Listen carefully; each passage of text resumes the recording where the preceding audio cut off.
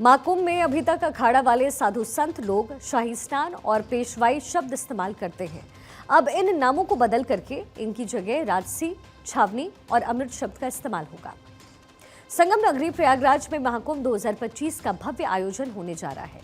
इसके लिए तैयारियां भी अब अपने अंतिम चरण में है। एक रिपोर्ट आपको दिखाते हैं।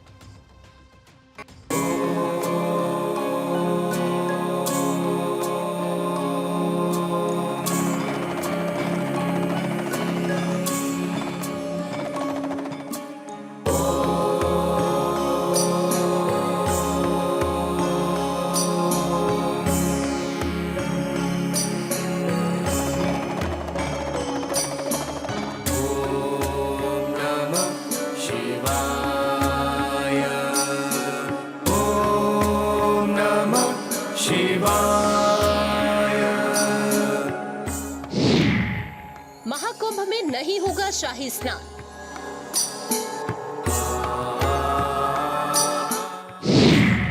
पेशवाई नहीं, अब होगा छावनी प्रवेश। शाही स्नान की जगह अमृत स्नान।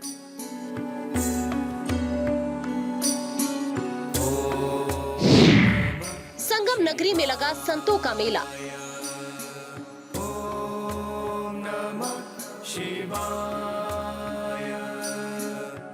दुनिया का सबसे बड़ा धार्मिक आयोजन कुंभ में शुरू हो चुका है। कुंभ मेले की शुरुआत शाही स्नान से होती है। कुंभ का ये सबसे बड़ा आकर्षण होगा, जिसमें अखाड़ों के आचार्य, महामंडलेश्वर, महंत और नागा साधु संत शाही स्नान करते हैं।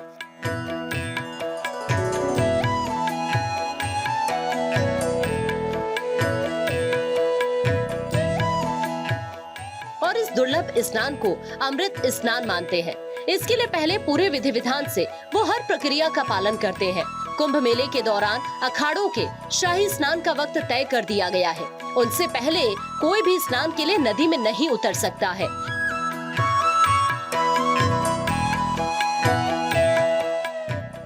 महाकुंभ 2025 को लेकर गंगा जमुना के पवित्र संगम पर दुनिया का सबसे बड़ा अस्थायी नगर बसाए जाने को लेकर तैयारी चल रही है। प्रमुख स्नान के दिन भारत के प्रमुख 13 अखाड़ों की ओर से सबसे पहले स्नान किया जाता है।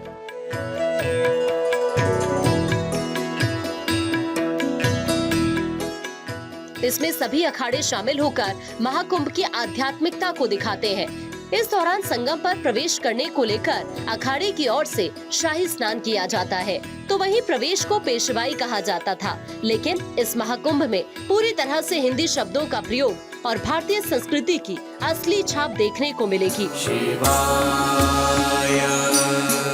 ओम नमः शिवाय।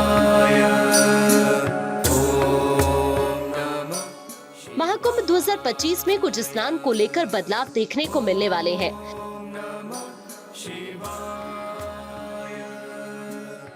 खासकर शाही स्नान को लेकर भारत 24 से बात करते हुए बड़ा अखाड़ा के प्रमुख महंत दुर्गादास जी महाराज ने बताया कि सदियों से चली आ रही साधुओं को सम्मान देने की परंपरा और कुंभ में साधुओं को खास महसूस कराने के लिए हाथी, घोड़ों पर बैठकर उनकी पेशवाई निकाली जाती है। स्नान के दौरान साधुओं का ठाट बाट राजाओं जैसा होता है। इस वजह से उनके स्नान को शाही स्नान कहा गया। तभी से शाही स्नान की प्रक्रिया चल रही है। हिंदू धर्मावलंबियों और करोड़ों सनातनियों की आस्था से जुड़े इस महत्वपूर्ण उत्सव में श्रद्धालु गंगा में डुबकी लगाने तीर्थ क्षेत्र पहुंचते हैं। कुंभ का संबंध सिर्फ आस्था या मान्यताओं से नहीं, बल्कि ज्योतिषीय भी है।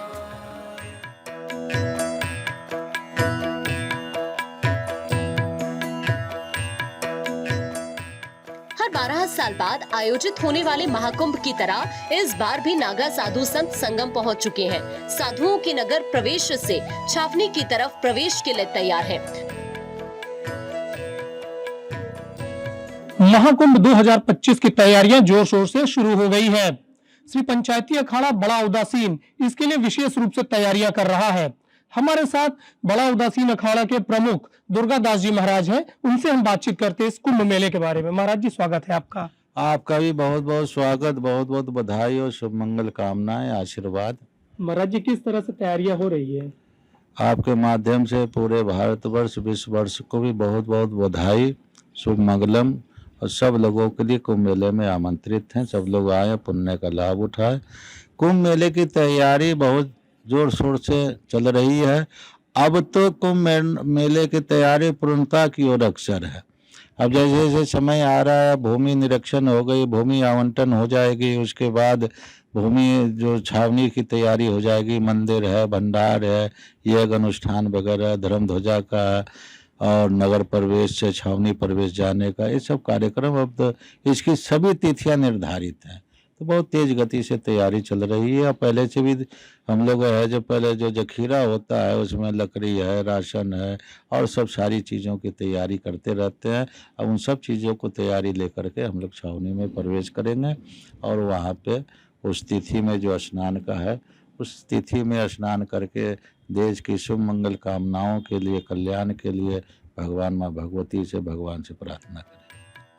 महाकुंभ 2025 में भी 13 अखाड़ों के साधु संत संगम पर आस्था की डुबकी लगाएंगे। शाही स्नान शांतिपूर्ण तरीके से संपन्न हो, इसके लिए अखाड़ों का क्रम और घाट पर स्नान की जगह तय की जाती है। सदियों से यही प्रथा रही है। शाही स्नान तय तारीख की सुबह 4 बजे से शुरू हो जाता है। उससे पहले घाट पर अखाड़ों के साधु संतों का जमावड़ा रहता है।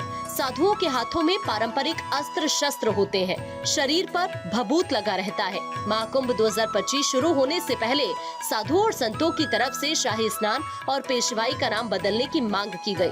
पिछले दिनों महाकुंभ की तैयारियों का जायजा लेने प्रयागराज पहुंचे सीएम योगी के सामने भी नाम बदलने का प्रस्ताव रखा गया था।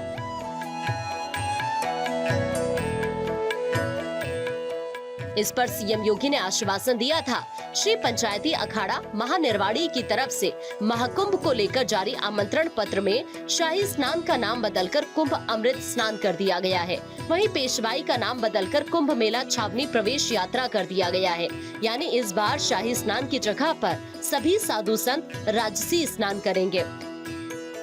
महाराज जी, अखाड़े जो स्नान शाही स्नान करते हैं उसका नाम अब बदल दिया गया है, तो इसको लेकर किस तरह की आप तैयारी कर रहे हैं स्नान को लेकर? देखिए, बड़ी स्वागत की बात है। ये बीच काल का समय है जो शाही और ये सब जो सब नामकरण किया गया था, जैसे यहाँ इलाहाबाद अपूर्णता जो अब अपूर्ण रूपेण से जो हमारी सनातन संस्कृति है उसके आधार पर प्रयागराज किया गया, काशी है, वाराणसी है।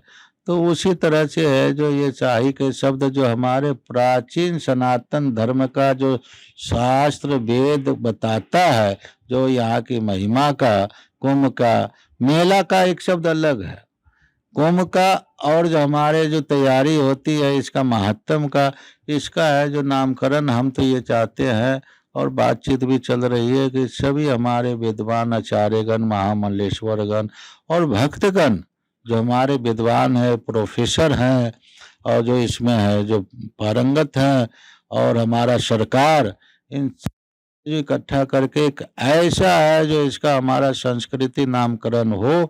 जैसे कुंभ मेले में हमारा प्रचलित है कि देवता भी इसमें आते हैं, गुप्त रूप से, प्रगट रूप से, और कंदराओं से ऋषि मुनि भी आते हैं, और जो भक्त सेवक कवि है जो घर से बाहर नहीं निकलता, वो भी इस है जो पावन शुभ अवसर पर कुंभ मेले में आकर के यहाँ का पुण्य लाभ प्राप्त करते हैं। तो इसका एक ऐसा नामकरण होना चाहिए कि जो हमारा संस्कृति को और मजबूत करे, और विश्व भी इसको है जो सम्मान पूर्वक तो देखते ही है और आदर पूर्वक इसको नमन करते हुए इसका आयोजन ले। तो चल रही है, चर्चाएं चल रही है। ऐसे में मन में सवाल उठता है कि आखिर शाही स्नान क्या है, जिसका नाम बदलकर अब राजसी स्नान किया गया है। दरअसल महाकुंभ में कई अखाड़ों से संबंध रखने वाले साधु संत स्नान करने पहुंचते हैं। ये संत सोने चांदी की पालकियों, हाथी, घोड़े पर बैठकर स्नान के लिए आते हैं। इसे अखाड़ों की शक्ति और वैभव प्रदर्शन के रूप में देखा जाता है। आम बोलचाल की भाषा में कहें तो इसे राजयोग स्नान भी कहते हैं। इसी वजह से शाही स्नान हमेशा ही सुर्खियों में रहता है। राजसी स्नान के बाद ही आम लोग संगम में डुबकी लगाएंगे। महाराज जी, शाही स्नान जो हो रहा है उसके लिए किस तरह से आप लोग अपने आप को और अपने पूरे अखाड़े को प्रिपेयर करते हैं, तैयार करते हैं? देखो, ये जो देवता ऋषि मुनियों का स्नान है, शाही है जो आपने अभी बताया, तो बीच काल का समय, और स्नान का जो है वो जो एक समय मुहूर्त होती है सूर्य का और जल का जो एक ऊर्जा प्राप्त उस समय होता है, जो क्षण मात्र के, जैसे अभी चंद्रमा पे गया है जो अपना वहाँ पे भेजा, तो वो क्षण मात्र का जो समय होता है, उसी तरह से हमारे शास्त्रों में जो क्षण मात्र का वो समय होता है, उसमें स्नान करने से, उस भूमि पे नमन करने से, उस भूमि पे प्रवास करने से पुण्य लाभ प्राप्त होता है। तो हम लोग जितने भी संत समाज हैं, चाहे सन्यासी हों, बैरागी हों, उदासी हो, निर्मल हो, नाथ संप्रदाय हो, या अन्य भी जो भी हमारे सनातन धर्म के अनुयायी हैं, भक्त सेवक है, सब लोग उस क्षण का प्रतीक्षा में रहते हैं।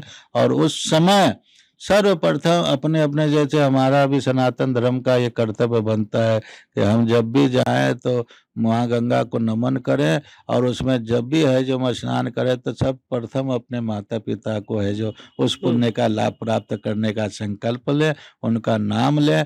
तो उसी तरह से हमारे संतों में कि सर्वप्रथम जब हम है जो स्नान के लिए है जो त्रिवेणी संगम पे या गंगा में, क्षिप्रा में, गोदावरी तट पे पहुँचते हैं, तो हम लोग सर्वप्रथम देवताओं का स्नान करते हैं पंचामृत से, और विशेष रूप से पूजन हमारे महापुरुष, हमारे श्री महेंद्रगंज सब लोग मिल करके करते हैं।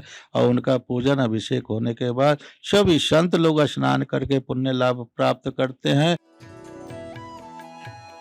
आस्था का सैलाब और उसमें नागा साधु संतों का दिव्य लोक। शाही स्नान के लिए जब नागा साधु निकलते हैं तो लोग संगम की रेती पर आस्था के इस अद्भुत नजारे को देखते हैं। शरीर पर भभूत और सिर पर रुद्राक्ष की माला धारण किए नागा सन्यासी हर हर महादेव का जयकारा लगाते हुए आगे बढ़ते हैं। ये सन्यासी सिर्फ कुंभ और महाकुंभ में ही नजर आते हैं। ऐसे में दुनिया के कोने कोने से आए लोग इन नागा साधुओं की रहस्यमय दुनिया को अपनी नजरों में उतार लेना चाहते हैं। रहस्यों से भरी नागा साधुओं की जिंदगी, आम इंसान ऐसी जिंदगी की कल्पना भी नहीं कर सकता है। नागा सन्यासी बनने के लिए कई चरणों से होकर गुजरना पड़ता है और इस दौरान कई कष्टों से होकर गुजरना पड़ता है। नागा साधुओं के बिना कुंभ अधूरा माना जाता है। पूरे शरीर में भभूत लगाए, कड़ाके की ठंड हो या गर्मी, नग्न अवस्था में सिर पर जटा लिए नागा साधुओं को देखने का अनुभव कुछ अलग ही होता है। Bureau report, Bharat 24।